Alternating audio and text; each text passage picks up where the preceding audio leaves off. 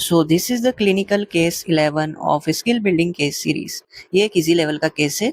तो सबसे पहले हम इसका केस सिनारियो देखेंगे, इन्वेस्टिगेशंस देखेंगे और क्लिनिकल क्लूज देखेंगे।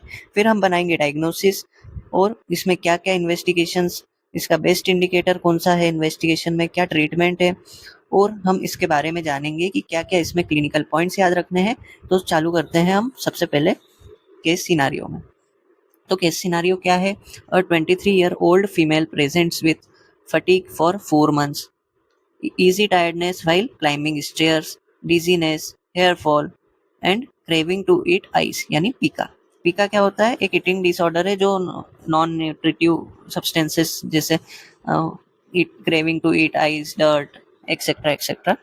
तो हमें चीफ कंप्लेंट्स क्या क्या मिली है? Fatigue for 4 months, easy tiredness while climbing, जब भी वो सीढ़ियाँ चढ़ती है तो थकान लगने लगती है, डिजीनेस, हेयर फॉल, बालों का झड़ना, और क्रेविंग टू ईट आइस।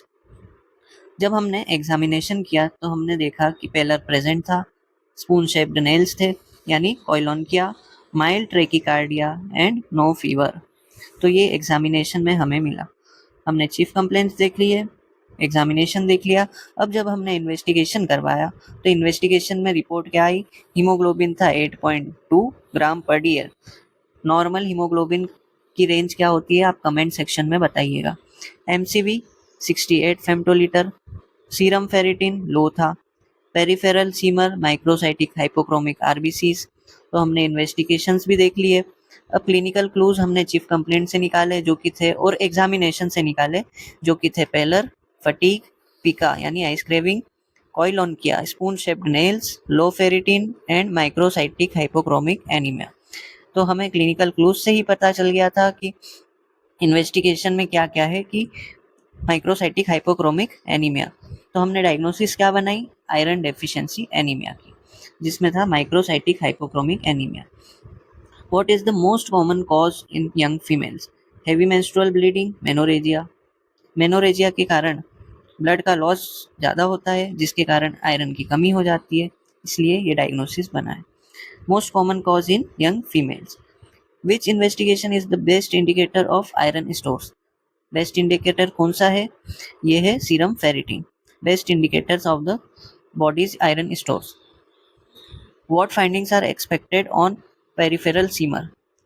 तो क्या क्या मिली है? माइक्रोसाइटिक आरबीसीज, हाइपोक्रोमिक आरबीसीज और एनिस्टोसाइटोसिस। ये small pale RBCs with variation in size. Treatment क्या है? ओरल आयरन सप्लीमेंटेशन जैसे ferrous sulphate, iron rich diet and treat underlying cause of blood loss. Continue iron for at least 3 months after HB normalizes. यानी haemoglobin अपनी normal range में जब तक नहीं आता कम से कम 3 महीने तक आयरन की सप्लीमेंटेशन कंटिन्यू रखना है। क्लिनिकल पॉइंट्स क्या क्या है? पेलर, पिका, कोइलोनकिया। तो ये पॉइंट्स हमें याद रखना है। तो हमें सबसे पहले दिमाग में ये आना चाहिए कि आयरन डेफिशिएंसी एनीमिया हो सकता है।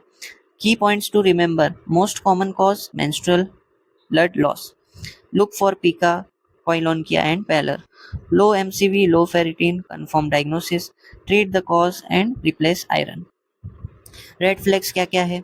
Severe breathlessness, chest pain, fainting, low, very low hemoglobin less than 7 ग्राम पर DL. अब हम नेक्स्ट केस में देखेंगे इजी रेस्पिरेटरी केस जिसमें वीजिंग है, ब्रीथलेसनेस है, नाइट टाइम कफ इन यंग पेशेंट। इसमें हम डायग्नोसिस बनाएंगे। तो आज की वीडियो में इतना ही।